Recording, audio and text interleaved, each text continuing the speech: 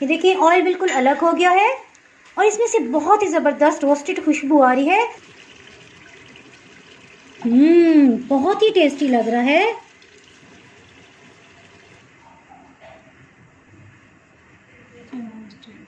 जी आज मैं आपसे बहुत ही टेस्टी बीफ टिक्का कढ़ाई की रेसिपी शेयर कर रही हूँ। ये आपने वीडियो शुरू से आखिर तक कंप्लीट देखनी है ताकि कोई भी पॉइंट आपसे मिस ना हो पाए।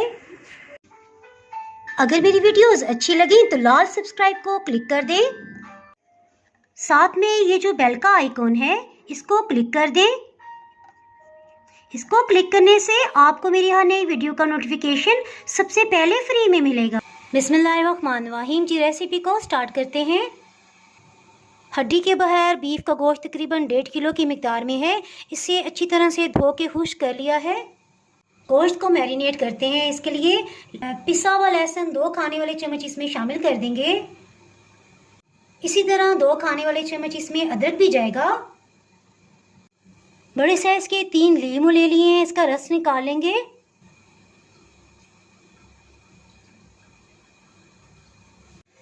नमक 1 खाने वाला चम्मच इस तरह से लेवल करके लिया है। अधकुटी सुर्ख मिर्च 1 खाने वाला चम्मच, लाल मिर्च पाउडर 1 खाने वाला चम्मच, अधकुटा खुश्क धनिया इसमें 1 खाने वाला चम्मच जाएगा, जीरा 1 खाने वाला चम्मच, इसे हाफ क्रश कर लिया है। इसी तरह से गरम मसाला पाउडर ये भी 1 खाने वाला चम्मच ही लिया है। इसे मैरिनेट करने के लिए और गोश्त को गलाने के लिए भी दही डाल देंगे। ये आधे कप की मिकदार में है। दही काफ़ी गाढ़ा था सो 1/4 कप पानी इसमें डाला है। अच्छी तरह से हिला के इसमें डाल देंगे ताकि रिक्स ज़ाया ना हो। लीमू का रस तकरीबन 4 खाने वाले चम्मच बन गया है। बीज इसमें से निकाल लिए थे। इसे अच्छी तरह से मिक्स कर लेंगे।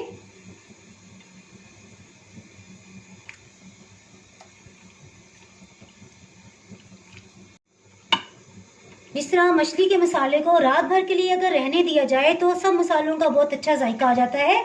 सो हम इसे भी ओवरनाइट के लिए फ्रीजर में रख देंगे क्योंकि बहुत सख्त गर्मी का मौसम है। बिस्मिल्लाहिर्रहमानिर्रहीम। जिसके साथ ही हीट को ऑन कर लेते हैं। इसमें 200 ग्राम कुकिंग ऑयल डाल देंगे। 4-5 मीडियम साइज के प्याज से इसे बारीक कटिंग कर लिया है ऑयल में डाल देंगे। इसको अच्छी तरह से मिक्स कर देंगे और रफे से इसमें चम्मच चलाएंगे।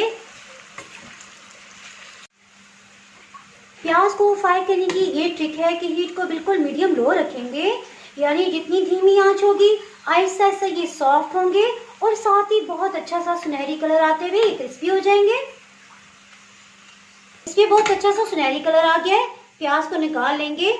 इस तरह से चम्मच को करेंगे ताकि ऑयल सब नीचे चला जाए। इसे प्लेट में निकालेंगे।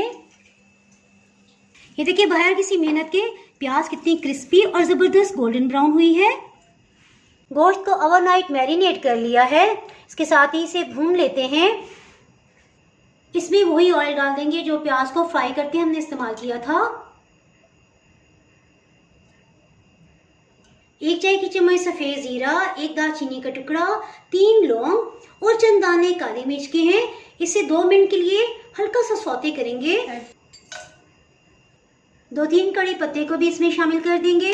हीट को मीडियम ऑन कर लेते हैं। इसे से 40 सेकंड्स के लिए हल्की सी हीट लगवाएंगे कि ज़ीरा जलने ना पाए। साथ ही गोश्त को शामिल कर देंगे। मैरिनेट किए हुए बीफ को इसमें शामिल कर देंगे।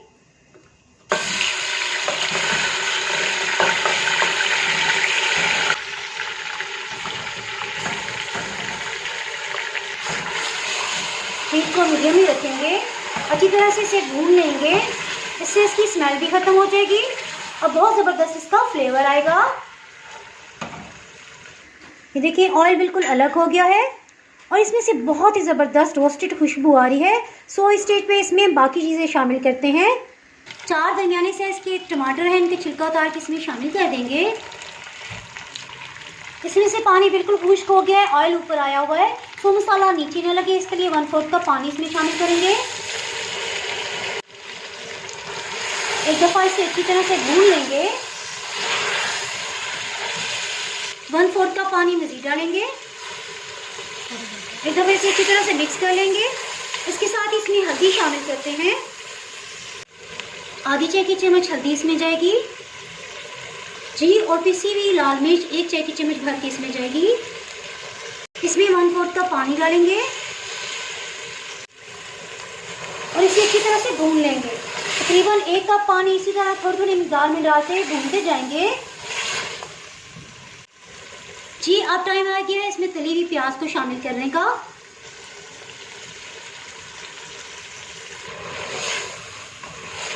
बस इसे भूनते जाएंगे और थोड़ा थोड़ा पानी डालते जाएंगे। इसकी बहुत अच्छी तरह से बुनाई हो चुकी है।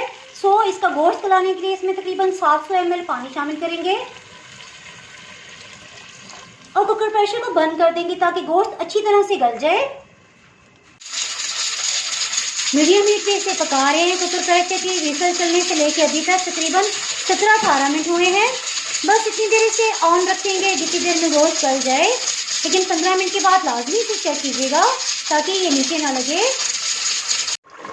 कुकर प्रेशर को 15 मिनट के बाद ओपन कर लिया है। बस गोश्त अच्छी तरह से गल गया, इसका पानी खुश्क कर लेंगे। अल्हम्दुलिल्लाह बीफ कढ़ाई तकरीबन तैयार है। गोश्त भी बहुत अच्छी तरह से गल चुका है। गोश्त को गलने में तकरीबन 20 मिनट लगे हैं। 5 मिनट दोबारा से इसे बंद किया था। ये गोश्त पे डिपेंड करता है, बाज़ का गोश्त नरम होता है और बाज़ सख्त। बस इसे चेक करें, अगर सख्त तो मज़ीद थोड़ा सा पानी डाल के आप कुकर प्रेशर को दोबारा से बंद कर सकते हैं। बस लास्ट में थोड़ा सा इस पर हरा धनिया, थोड़ी सी कटी हुई अदरक, जायके के लिए मुट्ठी भर हरी मिर्च इसमें शामिल कर देंगे जी। और सबसे लास्ट में आधी चाय की चम्मच से थोड़ा सा गरम मसाला पाउडर इसमें जाएगा। अल्हम्दुलिल्लाह बहुत अच्छी तरह ये तैयार हो गया। इसे डिश आउट करते हैं। बहुत ही टेस्टी लग रहा है।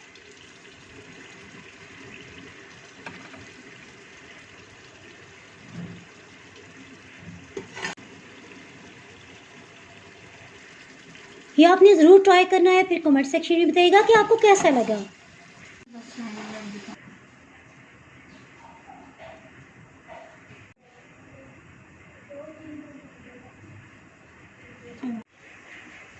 बहुत ही टेस्टी बीफ टिक्का कढ़ाई तैयार है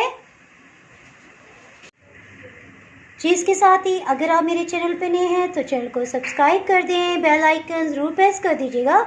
इसके बाहर आपको मेरे यहाँ नई आने वाली वीडियो का नोटिफिकेशन नहीं मिल पाएगा। दुआओं में याद रखें, वीडियो लाइक और शेयर करना बिल्कुल भी ना भूलिएगा। इसके साथ ही मैं इजाज़त चाहती हूँ। अल्लाह हाफिज़।